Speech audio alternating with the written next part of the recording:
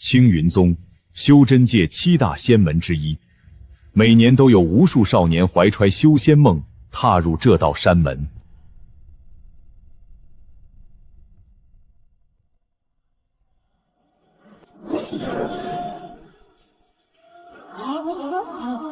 李长风，木系天灵根。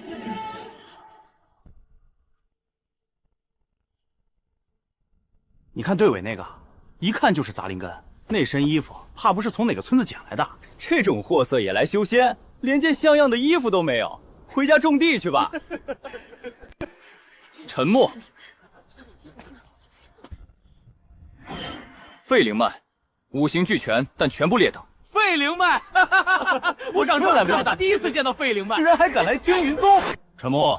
废灵根，分去灵草园当杂役。下一个。秦师兄，今年新弟子里有好几个天灵根，首席之位后继有人了。那个人是谁？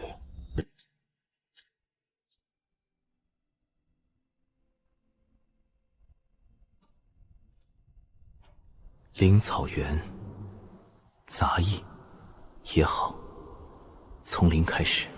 完了完了，灵草都快死光了。这个月要是交不上任务，咱们全都得去戒律堂领法。练力本来就不行，灵气稀薄，水土不服，谁种都认命吧！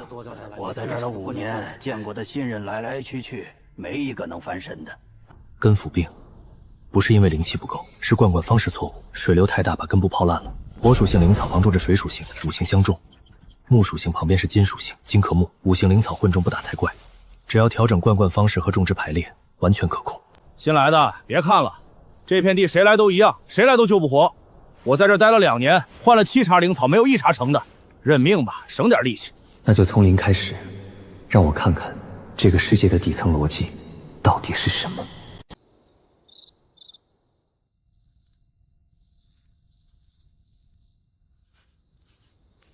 正香实验设计表，14天后出结果。如果数据验证了我的假设，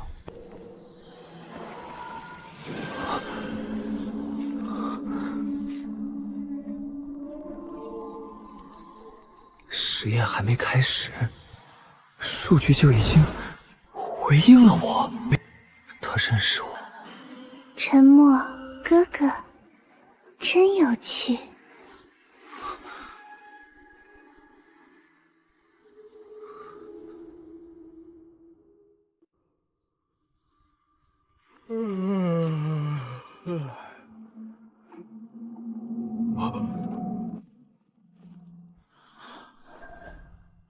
老赵，小野，你们快出来，快！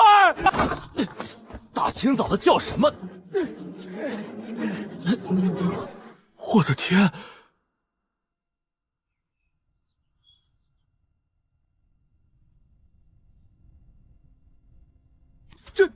这是你昨天画的那块地，你做了什么？还没做什么，只是画了一张设计图。画图？画图能让枯草变绿？你当我们是3岁小孩儿？你到底是谁？我叫陈默，杂役。灵草品质上等，灵气含量比普通灵草高出至少3倍。金色光点成分未知，生成机制未知，是否可复现待验证。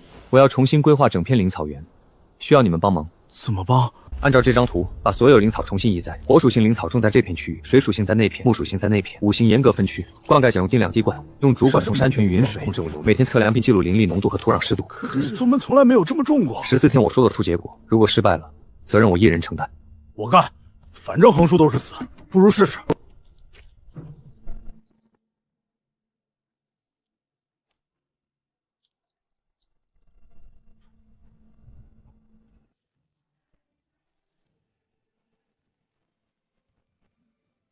我在这儿待了2年，换了7茬灵草，没有1茬成的。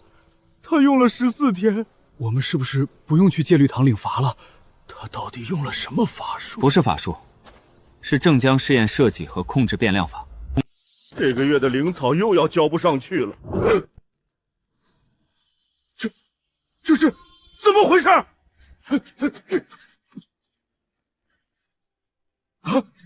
你就是上次那个新来的杂役，你做了什么？调整了种植方案，实验数据表明，火土属性间隔种植配合定量滴灌，灵草产量可以提升47.3%。47，你知道整个青云宗现在有多少炼丹师等着灵草下锅吗？你知道丹堂的柳旁主已经骂了我3次了吗？你给我来，现在去哪儿？丹堂。一炉聚气丹废了4成，你们是来炼丹还是来浪费药材的？知不知道灵草现在有多紧缺？谁让你进来的？滚出去！六堂主，你上次要的灵草有了，就是你说的灵草，他改良了灵草园的种植法，14天就把快要绝收的灵草全救回来了，品质还比原来高了3倍。炼气1层就凭你？灵根废不等于脑子废，有点意思。行，从今天起你到丹堂来管药材。堂不养闲人，若是做不出成绩，卷铺盖走人。但有个问题，丹方上的药材配比是经过实验验证的，还是古人拍脑袋写的？如果是后者，那很多丹方都应该重做一遍。前5名可晋升外门正式弟子，猎杀妖兽按妖丹积分排名。听说今年负责监考的是秦无极秦师兄，真传首席亲自坐镇。你看那个费灵跟杂役也来了，他来干什么？给妖兽送口粮。积分制，组队不限，规则漏洞很明显，妖兽不会均匀分布，与其到处找，不如直接截取刷新点。秦师兄，这次考核的弟子共83人，目前呼声最高的是李长风，木系天灵根，灵根测试时表现优异。那个废灵根也应该是来凑数的，炼气1层，估计连1阶妖兽都打不过，打不过不一定赢不了。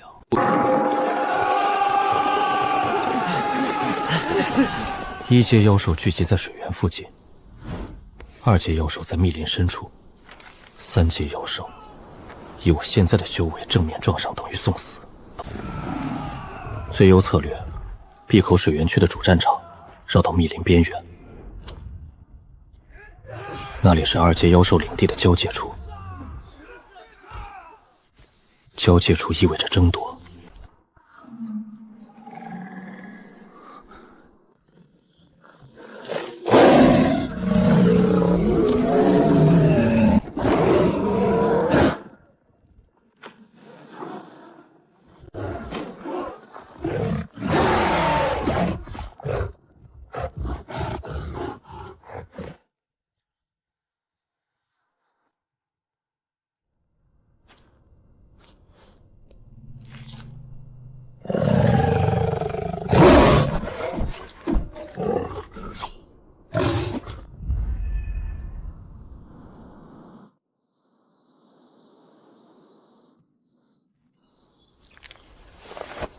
2阶妖狼争夺领地，2败俱伤，坐收渔利。效率评估，零风险，高回报。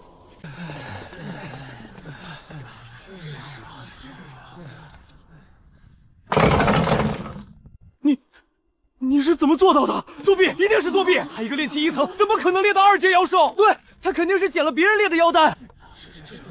沉默，这些人说你作弊，你来解释。我用了2种方法，我分析了猎妖林的妖兽分布，绘制了最优路线地，等他们2败俱伤，避开上去补了几刀。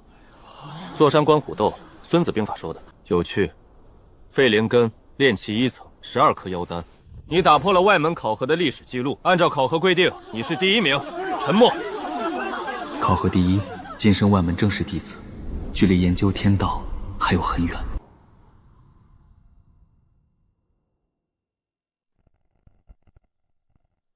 一炉聚气丹，30份药材，废了12份。你们告诉我，为什么？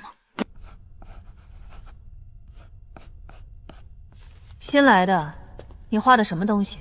余总图，因果分叉器。什么？同一张丹方，每个人炼出来的结果都不同。张三用3阶灵火，李四用2阶炭火，这是火力变量。张三用人参300年，李四用人参200年，这是药材变量。张三1炷香开炉，李四2炷香开炉，这是时间变量。一个炼丹流程，如果20个关键变量全部失控，那今天承担5颗，明天承担2颗，纯看运气。所以师姐要控制变量。所以师姐要控制变量。第1步，固定火候等级。聚气丹统一用2阶中品暗火，不允许有任何偏差。第2步，药材标准化，每一批灵参的年份、产地、药性必须严格记录。第3步，统一操作手册，每一个法诀、每一个时机全部标准化。谁来练？你是第一个在我面前谈标准化的人，都愣着干什么？照做。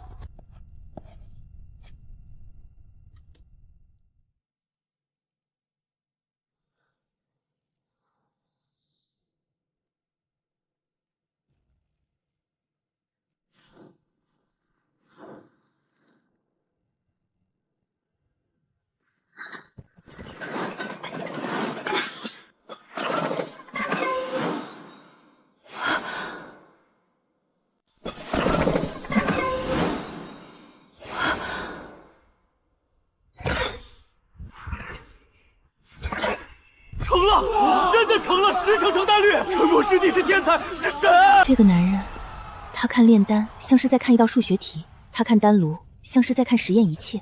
他看我的眼神和看灵草、看数据、看丹方的眼神一模一样，没有讨好，没有敬畏，没有那些我看腻了的阿谀奉承。他不看我，他不看任何人，他只看数据。好特别，这个人好特别。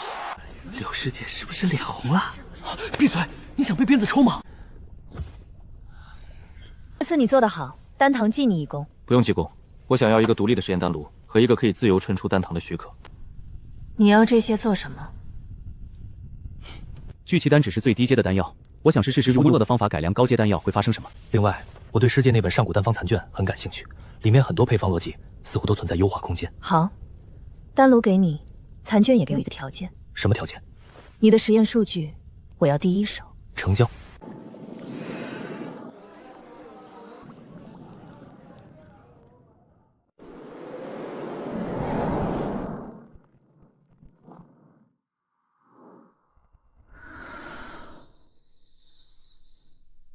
陆师姐，丹堂来了个有意思的杂役，他用一套叫控制变量的方法，把聚气丹的成丹率提到了10成，炼气1层却在做金丹修士都做不到的事。我觉得你应该见见他。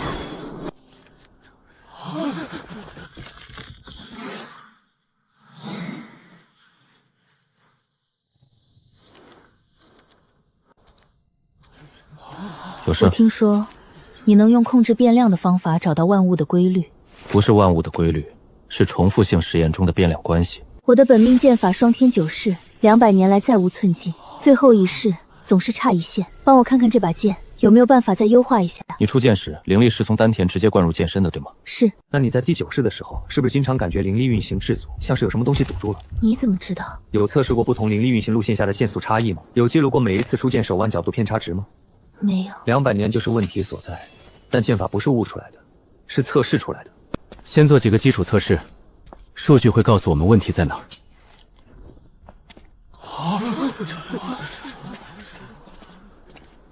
能让冰山师姐下山，还能让她递出本命剑，这个人有点意思。丹堂最近祭丹气品质暴涨，据说就是他改良的配方。现在炼气由7层期下山杂役，在不到1个月的时间里把丹堂和冷傲峰都搅动了。这个人身上藏着的东西比灵石值钱多了，值得关注。第一遍，第9式实质测度出现在第7个法诀节点，灵力传导损耗率7.3%。第二遍损耗率7.1%，系统是6.9%，略有下降，说明不是几互差，根源不在剑法本身，在剑。问题找到了，是什么？你的剑柄太粗了，你的掌心有空隙，在高速出剑时产最高，所以得放心。还有你的手腕，每次出剑有0.3寸的内偏。你怎么看出来的？不是看出来的，是分析出来的。你叫什么名字？沉默。沉默。明夜，我再来。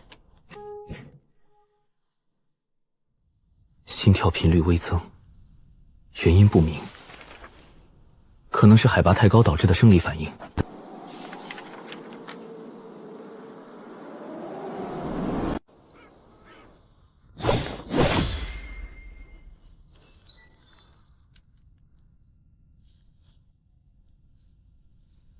今天的数据出来了，你的手腕内偏平均0.31寸，比上次减少了0.02，说明你已经在下意识的纠正，但还不够。我设计了矫正训练方案，每天半个时辰，对着镜子练，没有镜子就用冰面反射。核心是让手腕在出剑时始终保持与剑身成直角，直角意味着灵力传导效率最大化。你做这些花了多长时间？2个晚上。主要是计算灵力传导的最优路径，流体力学的基本应用。灵气在剑身中的流动，本质上和液体在管道中的流动遵循相似的规律。减少阻力，优化角度，提升流速，剩下的就是反复测试和迭代。这是新的剑柄设计图，我让苏师姐从多宝阁调了轻量灵金，比原来的材质轻30%，强度不变，弧度根据你的掌型定制，贴合度可以从原来的82%提升到97%，预计出剑速度提升至少1成5。你为什么这么认真？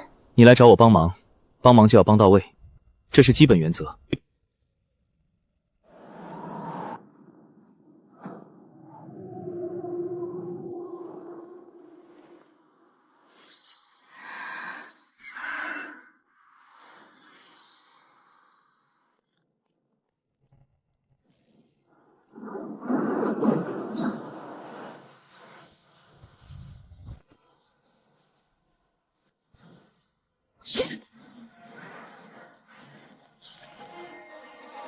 成了，200年了，成了，200年了，成了。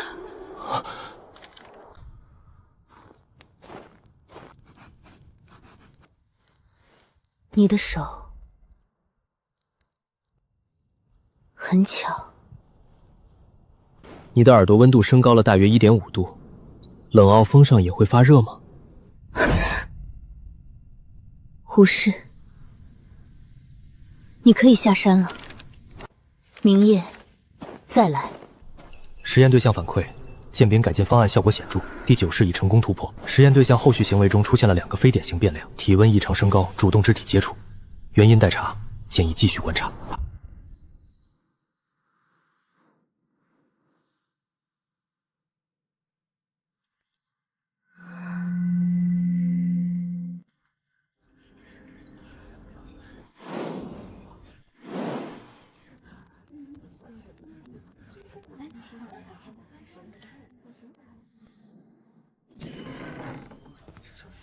哟，这不是沉默师弟吗？稀客稀客，什么风把你吹到我这儿来了？300年火灵芝20株，500年冰蚕丝10两，清凉灵金3斤，60节剑柄的后续材料，还有这个清单上的其他东西。火灵芝301一支，冰蚕丝501两，清亮灵金801斤，一共12000灵石。看在你是第一次来的份上，给你打个95折，11400灵石。太贵，我这儿已经是全青云宗最便宜的了。火灵芝市场均价280灵石，冰蚕丝均价450灵石，清亮灵金均价750灵石。你的报价虚高了8%到12%，按照市场价格，总价应该9800灵石。我给你1万，作为长期合作的诚意。我给你1万，作为长期合作的诚意。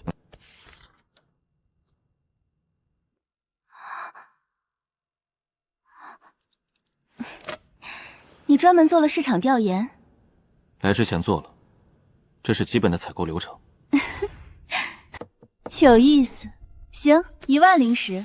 不过你得告诉我，丹堂的聚气丹是怎么炼的？独家秘方换独家折扣，如何？不过毒秘方要加独家供货权。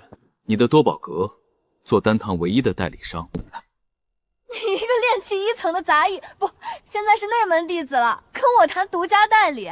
你知道整个青云宗的丹药市场有多大吗？聚气丹上月销量3400颗，其中上品占比不到1成。丹堂新标准化流程可以将上品率提到90%以上。按照市场印价，独家供货权至少值5万灵石1年。我要的不多，你拿7成，我拿3成。我要的不多，你拿7成，我拿3成。成交，但我有个附加条件。什么？每个月你至少要来多宝阁一趟，不是来采购，是来指导工作。指导完顺便陪我喝杯茶。可以。这个男人的手骨节分明，干干净净，和他那这身破衣服完全不搭。和他谈生意比和任何老狐狸都痛快。他说3七分的时候，眼里没有贪婪，不是假装不贪，是真的不在乎，主动让利给自己的男人。不，头一回见。那说定了，你每个月来一次，如果失约，下个月的折扣取消。可以。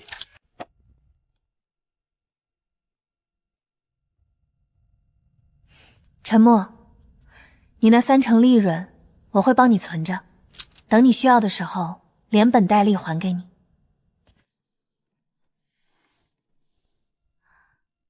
1万灵石，独家准理权，3成利润，每月1次指导工作，附带茶水，这笔生意我赚了。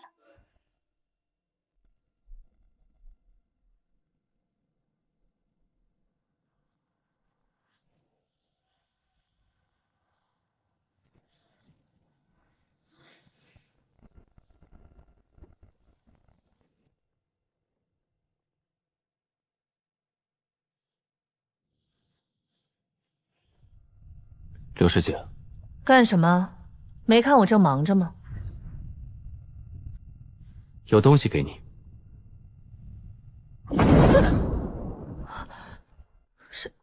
什么东西？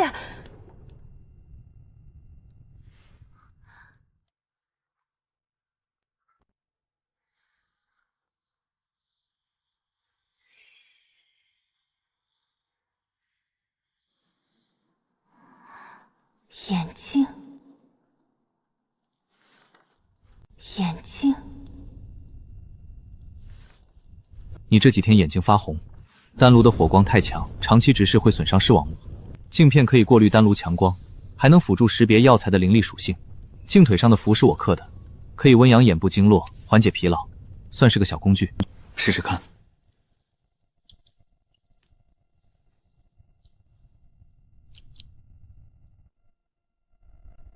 有不舒服的地方告诉我，方便我迭代版本。勉强能用。他给我做眼镜，他专门为我做了眼镜。他注意到了我眼睛发红，我自己都没说过，他注意到了，这算不算？这到底算不算？测试者反馈可用。笔托弧度需优化0.2分，镜位长度需缩短半寸。下一版本预计3日后交付。那我先走了，有问题随时反馈，方便我做版本迭代。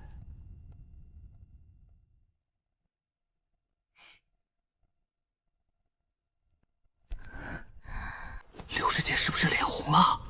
不止脸红了，她在笑。刘师姐会笑。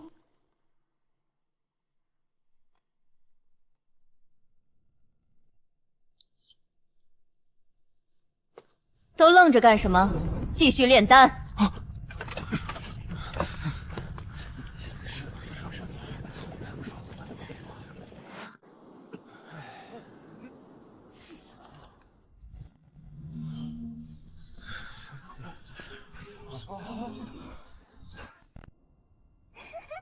沉默哥哥。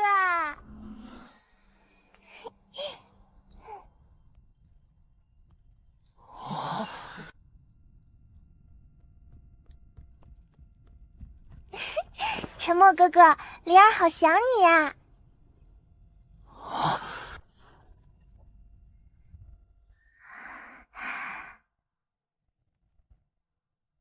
我不认识你。好过分！灵儿每天都来看沉默哥哥修炼的，只是沉默哥哥太专注了，都没看到灵儿。你帮丹改良了炼丹术，帮大师姐优化了剑法，灵儿都听说了。灵儿觉得沉默哥哥好厉害，所以想来看看。你是不是真的像传说中那么有趣？沉默哥哥，你以后教灵儿修炼好不好？灵儿虽然灵根不太好，但会很努力的。灵儿师妹好可爱，能被灵儿师妹主动挽手，那个杂役凭什么？你每天来看我修炼，为什么？因为沉默哥很厉害呀，灵儿喜欢你。心率异常平稳，瞳孔无变化，表情肌控制完美，100%是演的，真实身份不明，潜在风险未知，建议保持距离，继续观察。随你。被看穿了呢，但你没有揭穿我，为什么？因为你不在乎。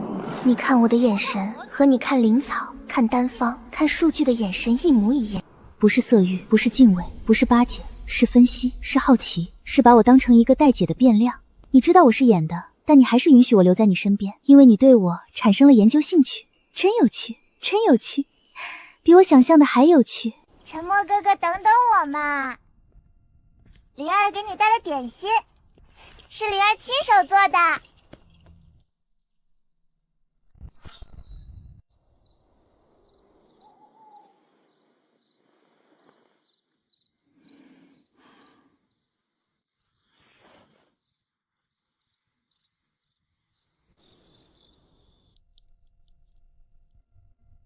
出来吧。你的隐匿功法很完美，但你忽略了一个细节，铃铛声的频率变了。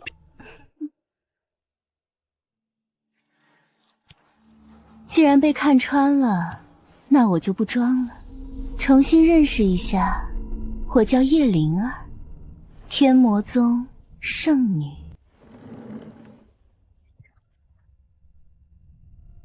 天魔宗势力范围在西域，与青云宗是敌对关系。你潜入青云宗的目的是什么？你猜？我从你第一次站在外门广场开始就注意到你了，所有人都嘲笑你，只有你低着头，一言不发。我当时想，这个人要么是懦夫，要么是比所有人都聪明。现在我确定了，是后者。你看到了天道规则里的裂缝，你用的方法和修真界用了上万年的方法都不一样。你是个异类，和我一样。跟我回天魔宗，青云宗能给你的，我给10倍；青云宗不能给你的，我也能给。当我的道侣，天魔宗的一切，我分你一半。条件不够，仅凭分一半这种口头承诺不具备契约效力。我需要具体的合作条款、技术支持范围以及你真正的目的。你居然在跟我谈条件！我现在要杀你，只需要动一动手指。你没有动，说明你需要我。好，很好，我给你时间考虑3天，3天后我来听答复，不要告诉任何人，否则我就只能把你抢走了。沉默，你是第一个在我面前没有发抖的人。晚安。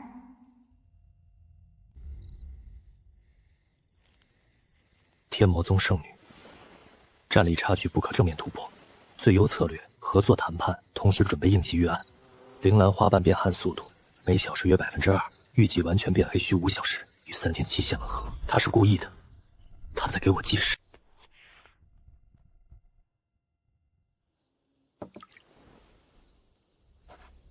叶灵儿，天魔宗圣女，首轮接触记录。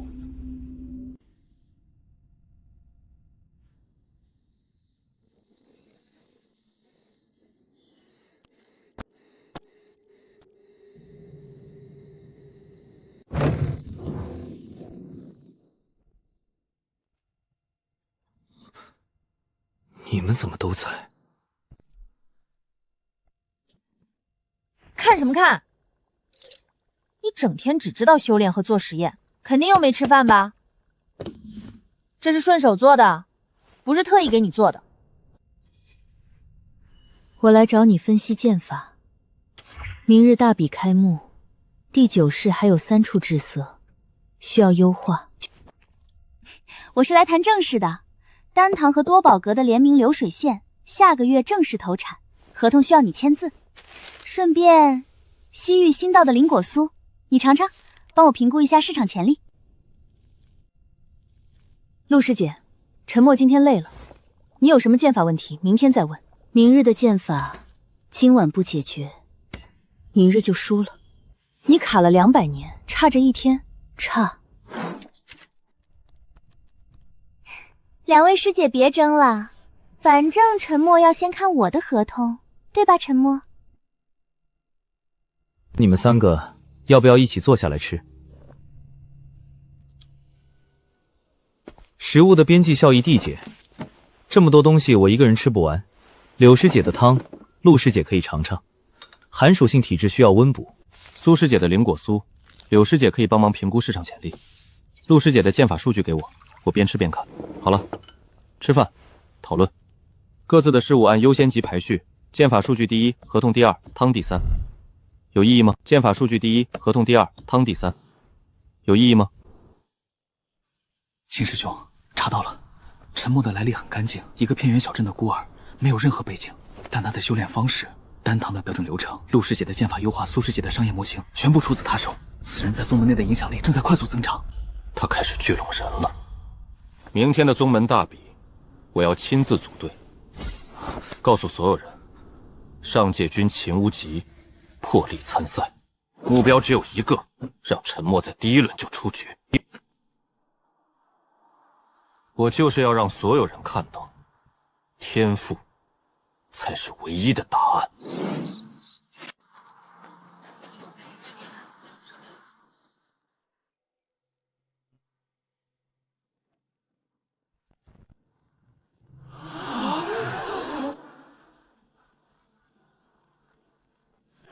诸位同门，3年1度的宗门大比今日开幕。本届大比规则有所调整，除了传统的干人赛，新增团队赛，4人1队，自由组队。作为上届冠军，我决定破例组队参赛，为团队赛做个示范。我的队伍成员是真传弟子周烈、韩风、孟晚晴，全部金丹期，欢迎任何队伍挑战。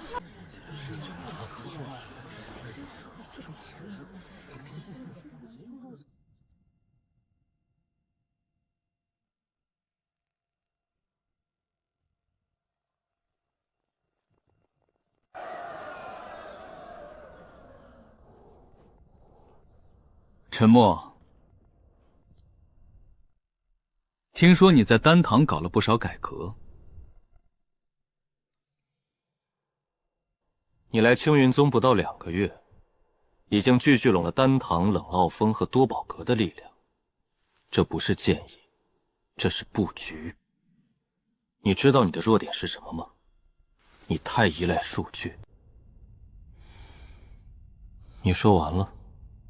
你错了，恐惧和恨也是数据。你刚才这番话已经给了我足够的数据。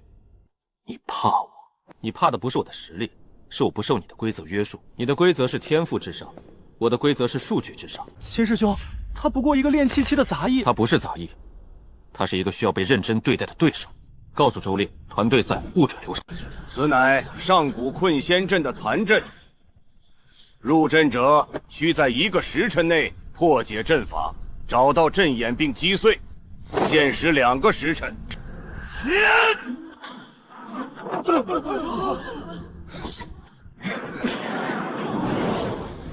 镜花是来收钱。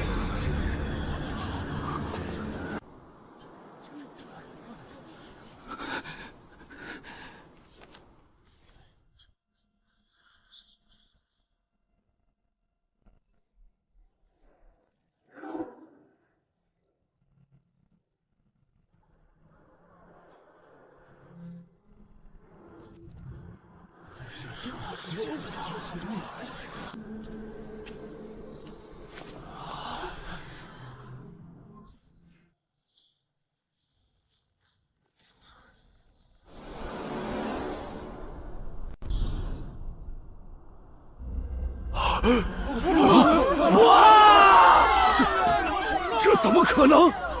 那个节点是障眼点，根本不可能是阵眼。它不是阵眼。上古困仙阵的本质是一个连锁反应制约，形成负反馈循环。传统的破相法是在循环里找出口，但真正的最优解是打破循环本身。那个节点不是眼，但它是整个循环的逻辑漏洞，击穿它，循环崩溃，阵法自破。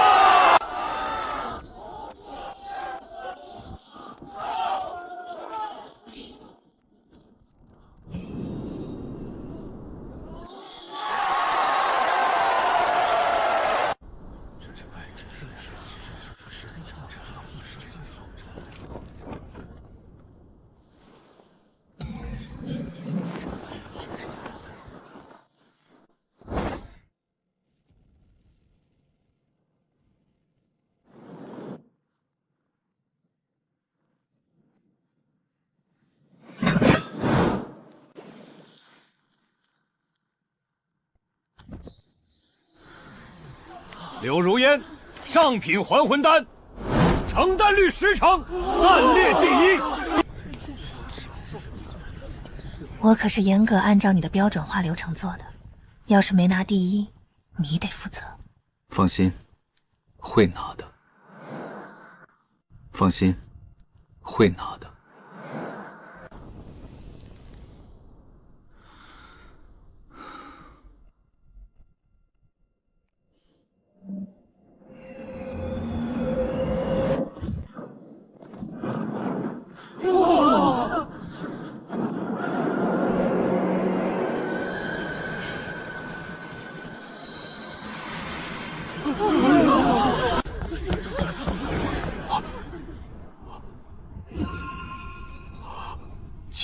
极品还魂丹，丹纹天成，100年难得一见。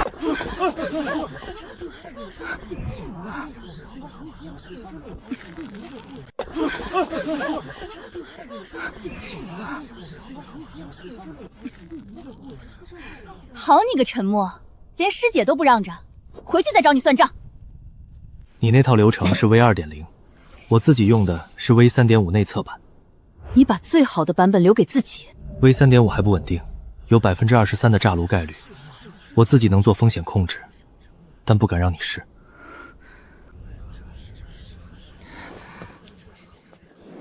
下次先告诉我，我不怕炸炉。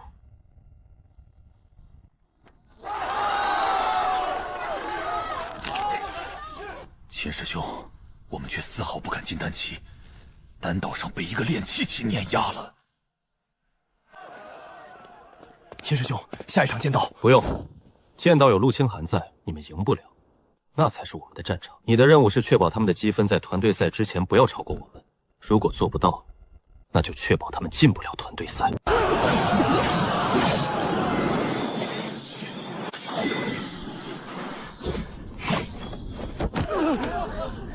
陆师姐今年的状态太好了，她的剑法比3年前至少快了50%。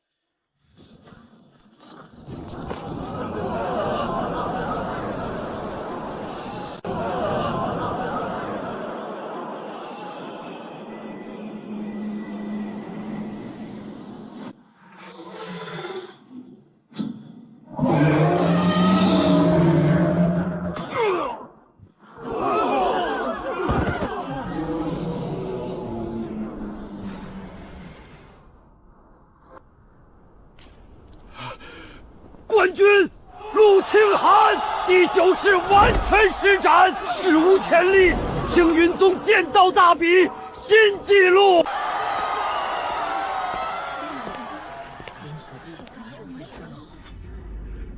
这把剑你的功劳，所以冠军有你的份。这是双天9式的全本，上面有我200年的所有心得，还有你帮我优化的那些内容，送给你。这是双天9式的全本，上面有我200年的所有心得，还有你帮我优化的那些内容，送给你。我不练剑，我知道，但这是我能拿出来的最好的东西。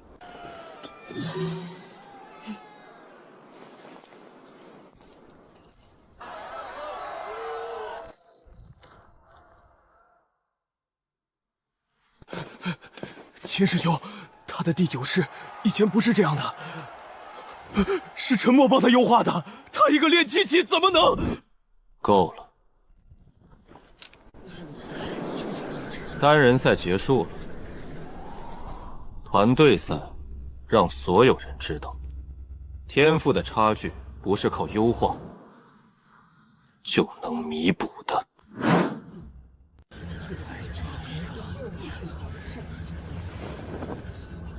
团队赛抽签开始。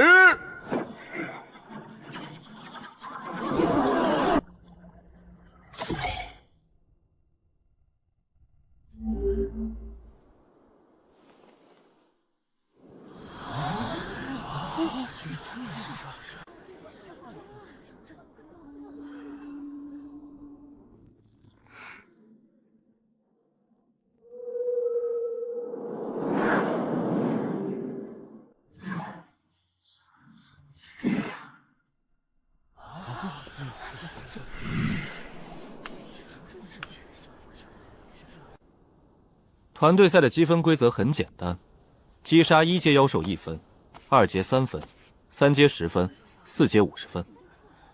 时间6个时辰，允许互相抢夺积分。正面硬刚效率太低，正面硬刚效率太低。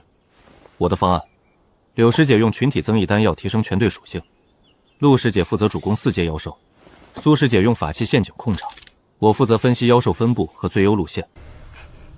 是。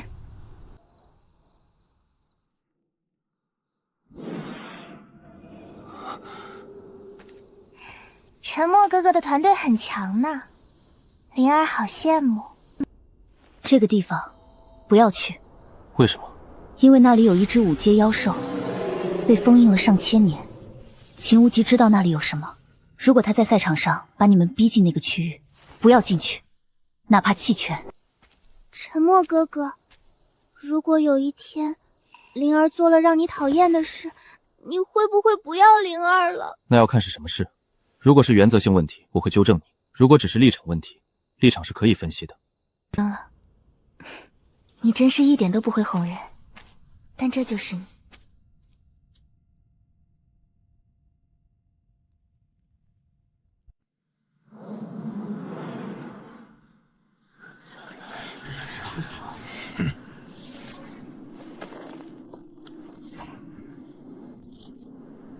团队赛开始。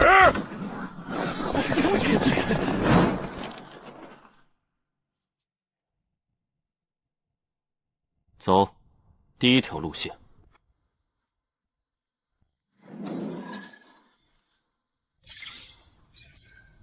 左前方200米，4阶赤焰蟒，陆师姐主攻，柳师姐辅助增伤。苏师姐在右方布陷阱防他逃跑。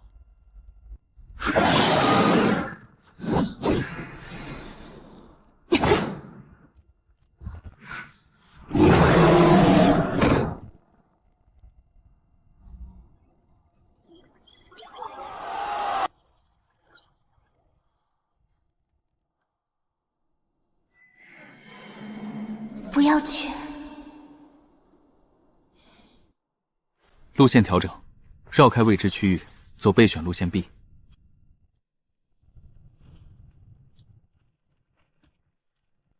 沉默，交出积分，饶你们一命。柳师姐，群体增伤丹3倍剂量。3倍剂量会损伤经脉的。不会，我计算过了，持续时间缩短到30息，副作用在安全范围内，相信我的数据。陆师姐，第11式最大范围攻击。苏师姐，法器全部引爆，不用留。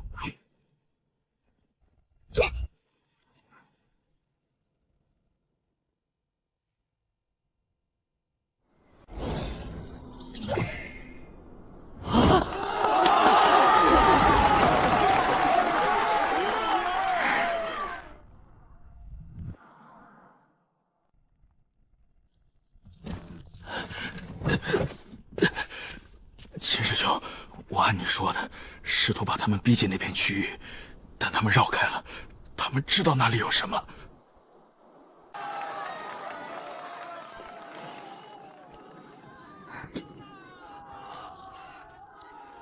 他知道，谁告诉他的？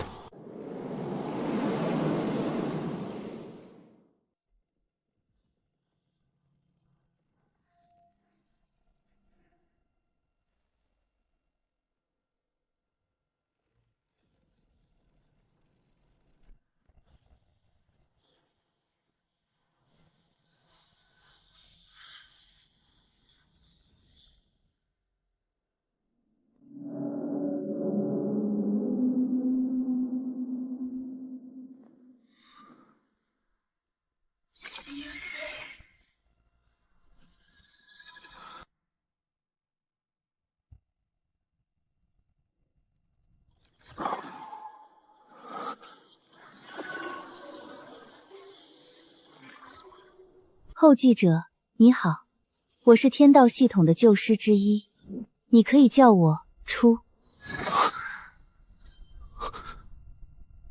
你现在所在的这个宇宙，是我和同伴们创造的。修仙体系是我们设计的一套文明成长模拟程序。灵根不是天赋，是系统分配给每个个体的算力资源。天灵根是高配，杂灵根是低配，废灵根是系统漏洞。你不是废灵根，你是没有被分配算力的空白账户。空白账户有无数个，但能写入规则的，只有思维方式与系统底层逻辑完全一致的人。你的前世科研方法论恰好是这套系统的管理员语言，而你是我等待了100万年的继任者。所以修仙不是玄学，就将所底混乱信息梳理完毕。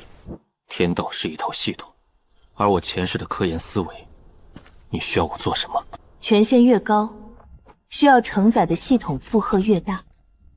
你现在的修为太低，我只能给你最低限度的权限。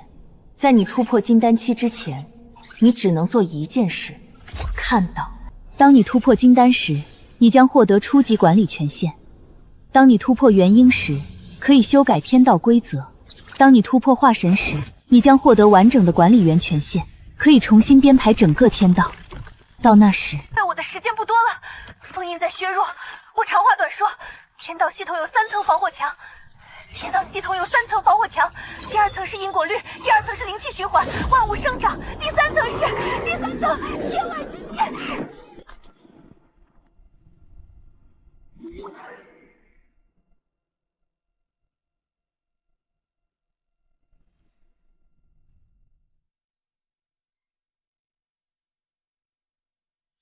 3层防火墙，因果律，灵气循环。第3层他没说完，天外之敌是什么？以及他最后想说的是什么？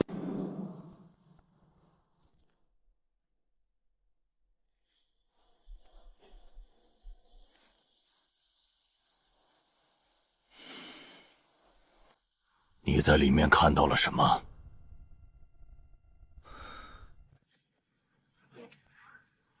上古仙宫废墟，自称天道构架者的白衣女子，还有观察者权限。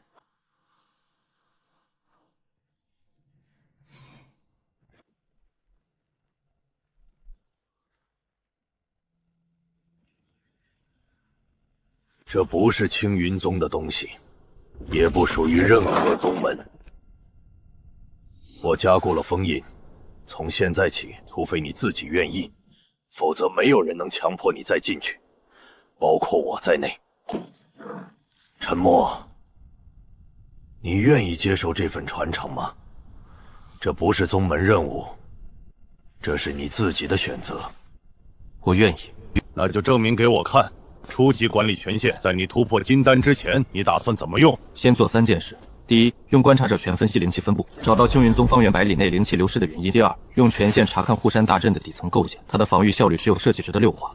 第三，找到初没说完的第3层防火墙是什么。前2件事你可以自己做，第3件事，在你突破金丹之前不要深究。什么麻烦？有些东西知道的太早会招来麻烦。夜已经深了，你回去休息吧。在你突破金丹之前，不要深究第3层防火墙。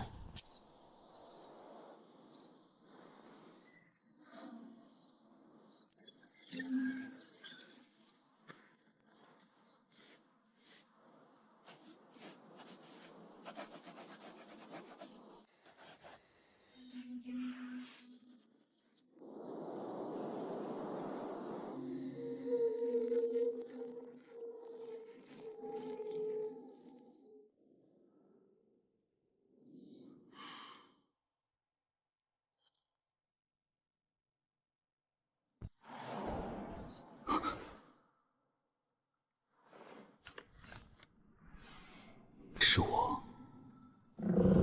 我需要见你们的人，越快越好。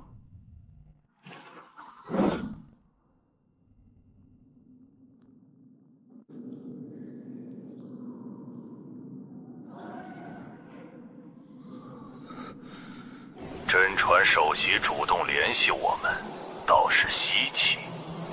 合作，你们要秘境里的东西，我要沉默消失。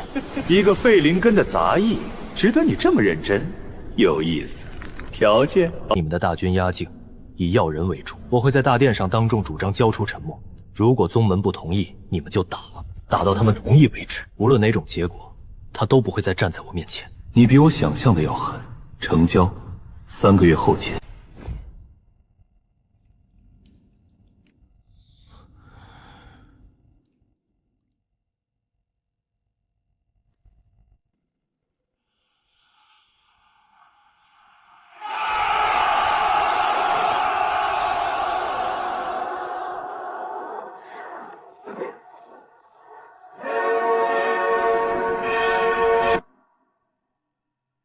天魔宗大举来犯，3名化神期魔将带队，护山大阵最多再撑2个时辰。那样东西在陈默身上，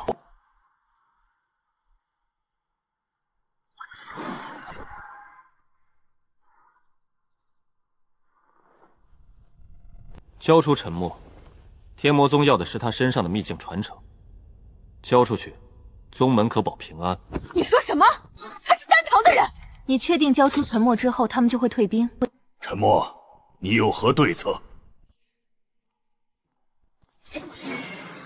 护山大阵还能撑2个时辰，足够，不能重写，只能优化。但我需要3个阵眼全部守住。哼，3个时辰，你是在拖延时间，让全宗给你陪葬。我守东阵弦，我守东弦，南阵弦归我，西阵弦是我的。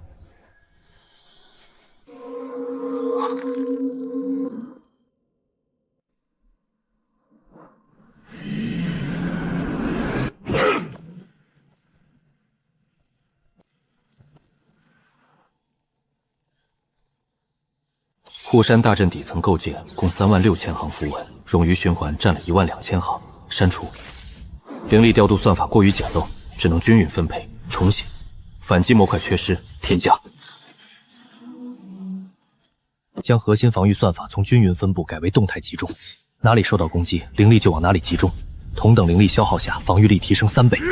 再在阵法外层添贴一套反击触发机制，当敌方攻击超过阈值，阵法自动反弹等量伤害。怎么回事？撤退！所有魔宗弟子，撤退！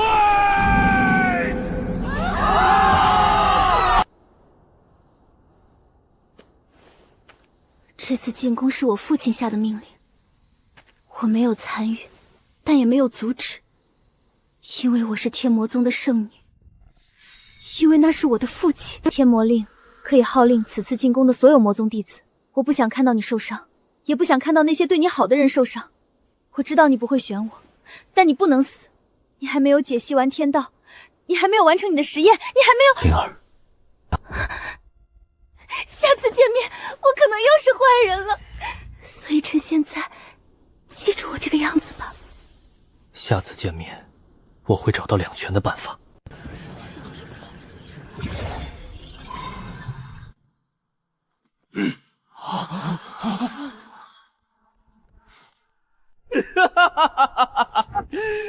8岁那年，我被测出废灵根，我父亲打了我一耳光，我母亲跪在雨里求掌门再测一次。第2次测试天灵碑，测试时坏了。我从那天起就告诉自己，我永远不会再是那个被测出废灵根的小孩。我疯狂修炼，成为首席，因为我怕有一天测试时又坏了，然后你出现了。你是废灵根，你没有跪，没有求，没有测第2次，你只是站起来开始做实验。你让我所有的努力，我的20年变成了一个笑话，所以我恨你，我要你死。只有这样，才能证明天赋是唯一的答案。你不用再测第2次了。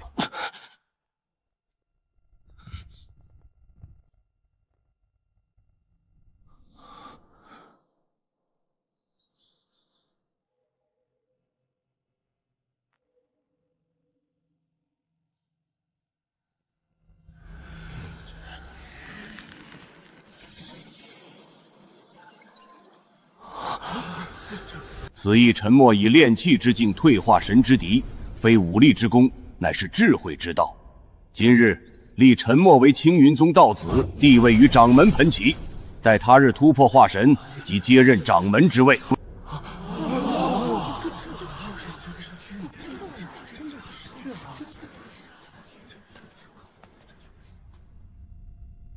掌门真人，各位长老同门，我所做的一切，不是为了权力，是为了验证一件事：修仙的本质到底是什么？在秘境中，我找到了答案。天道不是用来膜拜的，是用来理解的。修仙不是随缘悟道，是系统性的自我进化。从今日起，我将重建青云宗的修仙体系，用可复现、可验证、可迭代的方式，从灵草种植到炼丹术，从剑法修炼到阵法构筑，每一步都将有数据支撑。每一个弟子都将拥有属于自己的修炼路径。这不是推翻修仙，这是让修仙变得更好。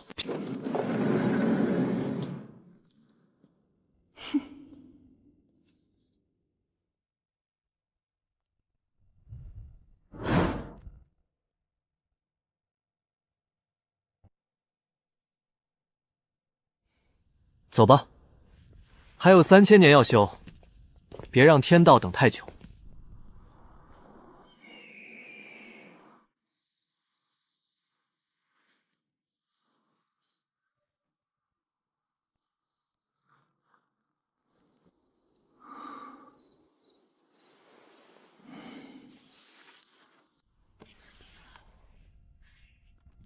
下次微3.5先给我试。你的手很巧，你脑子还在就行。小心。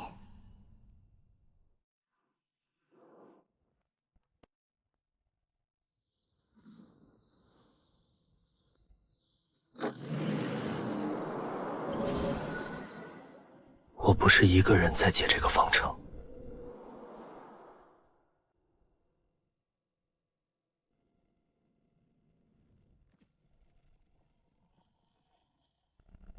警报！天道系统出现异常登录，管理员权限被非授权账户激活，威胁等级暂定。通知所沉睡者，继任者已出现。100万年了，终于有人碰到了那道门，我们该醒了。第2季《天外之敌》